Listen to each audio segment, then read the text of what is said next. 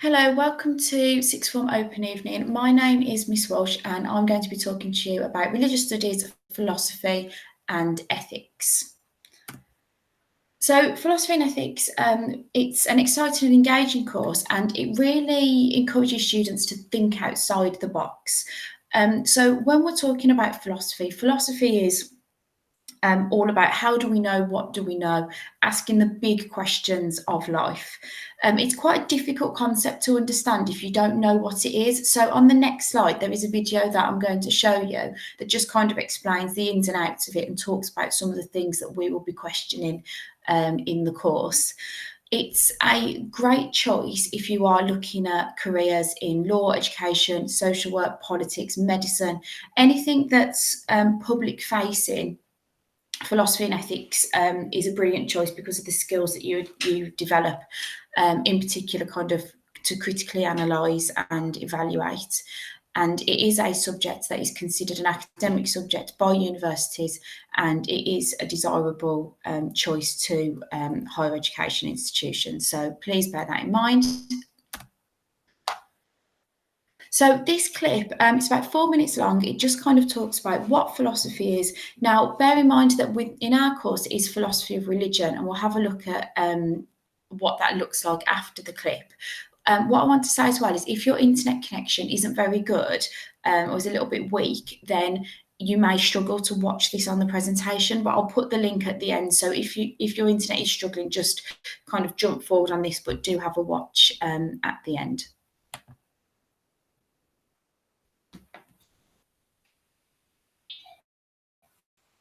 From a distance, it seems weird, irrelevant, boring, and yet also just a little intriguing. But what are philosophers really for? The answer is handily already contained in the word philosophy itself. In ancient Greek, philo means love and sophia means wisdom. Philosophers are people devoted to wisdom. Being wise means attempting to live and die well. In their pursuit of wisdom, philosophers have developed a very specific skill set. They have, over the centuries, become experts in many of the things that make people not very wise. 5 stand out. There are lots of big questions around. What's the meaning of life? What's a job for? How should society be arranged? Most of us entertain them every now and then, but we despair of trying to answer them. They have the status almost of jokes. We call them pretentious, but they matter deeply because only with sound answers to them can we direct our energies meaningfully. Philosophers are people unafraid of asking big questions. They have, over the centuries, asked the very largest. They realize that these questions can always be broken down into more manageable chunks, and that the only really pretentious thing is to think one's above raising big, naive-sounding inquiries. Public opinion, or what gets called common sense, is sensible and reasonable in countless areas. It's what you hear about from friends and neighbours, the stuff you take in without even thinking about it. But common sense is also often full of daftness and error. Philosophy gets us to submit all aspects of common sense to reason. It wants us to think for ourselves. Is it really true what people say about love, money, children, travel, work? Philosophers are interested in asking whether an idea is logical, rather than simply assuming it must be right because it's popular and long established. We're not very good at knowing what goes on in our own minds. Someone is very annoying, popping out what the issue is. We lose our temper, but we can't readily tell what we're so cross about. We lack insights into our own satisfactions and dislikes. That's why we need to examine our own minds. Philosophy is committed to self-knowledge, and its central precept, articulated by the earliest, greatest philosopher, Socrates, is just 2 words long: know yourself. We're not very good at making ourselves happy. We overrate the power of some things to improve our lives and underrate others. We make the wrong choices because, guided by advertising and false glamour, we keep on imagining that a particular kind of holiday or car or computer will make a bigger difference than it can. At the same time, we underestimate the contribution of other things like going for a walk, which may have little prestige but can contribute deeply to the character of existence. Philosophers seek to find activities and attitudes that really can help our lives to go better. Philosophers are good at keeping a sense of what really matters and what doesn't. On hearing the news that he'd lost all his possessions in the shipwreck, the Stoic philosopher Zeno simply said, "Fortune commands me to be a less encumbered philosopher." It's responses like these that have made the very term philosophical a byword for calm, long-term thinking and strength of, in short, for perspective. The wisdom of philosophy is, in modern times, mostly delivered in the form of books. But in the past, philosophers sat in market squares and discussed their ideas with shopkeepers, or went into government offices and palaces to give advice. It wasn't abnormal to have a philosopher on your payroll. Philosophy was thought of as a normal, basic activity, rather than as an unusual, esoteric, optional extra. Nowadays, it's not so much that we overtly deny this thought, but we just don't have the right institutions set up to promulgate wisdom coherently in the world. In the future, though, when the value of philosophy is a little clearer, we can expect to meet more philosophers in daily life. They won't be locked up, living mainly in university departments, because the points at which our unwisdom bites and messes up our lives are multiple and urgently need attention right now.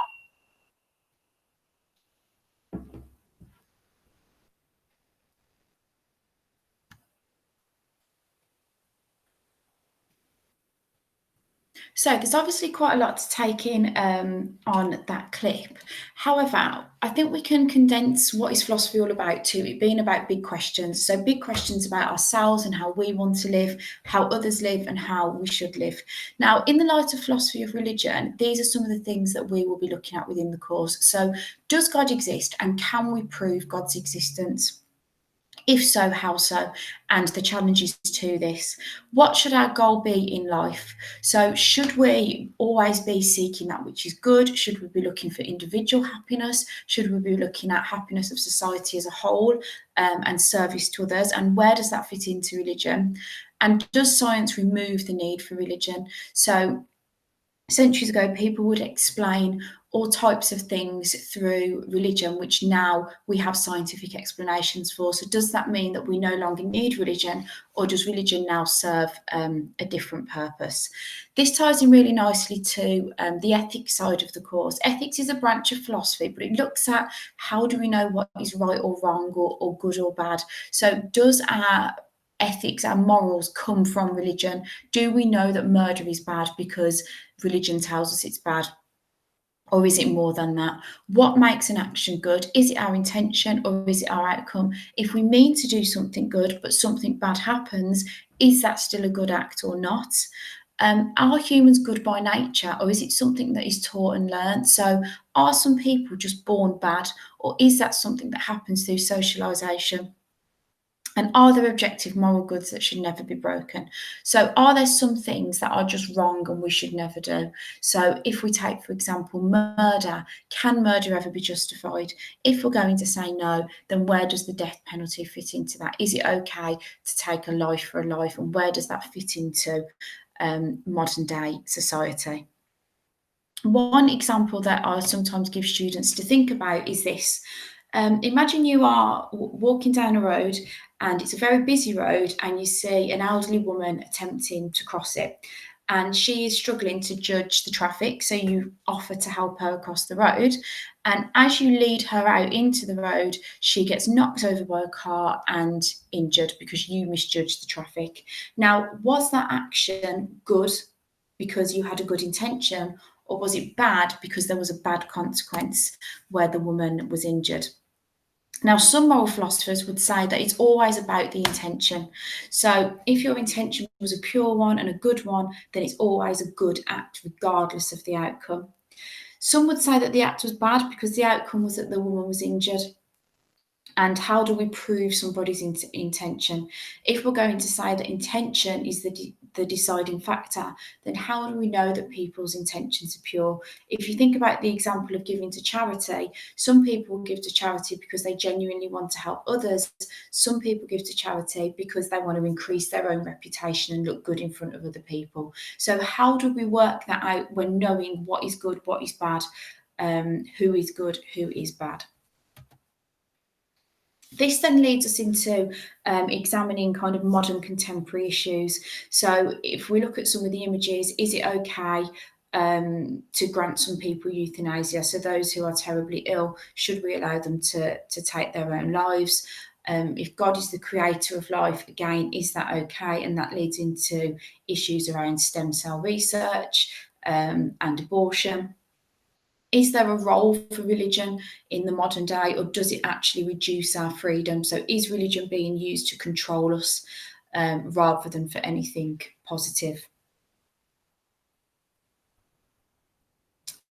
The course is broken down into 4 sections. So I've just touched on the philosophy and the ethics section. So within the philosophy, we first look at the arguments for the existence of God, including evil and suffering. So is there a reason why we suffer? And if God has created all of us lovingly, then why would he allow his creations to suffer in the way that humans do? Is it a test? Is it character building? And looking at some of the theories behind this. The idea of religious experience, so people that have near-death experience and perhaps claim to see religious figures or have an encounter with God. Does this prove that God exists, or is it a psychological reason behind what they're seeing and what they're feeling? When we're looking at ethics, then we're looking at ethical theories, so different theories that have been put forward in order to test whether things are right or wrong. So instead of us just kind of guessing or saying, yes, we think this, or yes, we know this, there's actually a theory we can measure it against. So, for example, one theory would be Jeremy Bentham's utilitarianism, where he talks about the goodness of actions being measured on the amount of happiness. So if there's a lot of happiness experienced by the majority of people within the scenario, then it's a good act. And then looking at the issues around that, so where does that leave minority groups? Issues of human life and death. So as I've previously mentioned, abortion, euthanasia, the death penalty. So who has the right to take life? Is it God? Or is that outdated, and actually now we can make our own decisions about who gets to do that? And also issues of animal life and death, which is really interesting because it's looking at whether animals have a value within themselves. And if they do, are we therefore abusers of animals?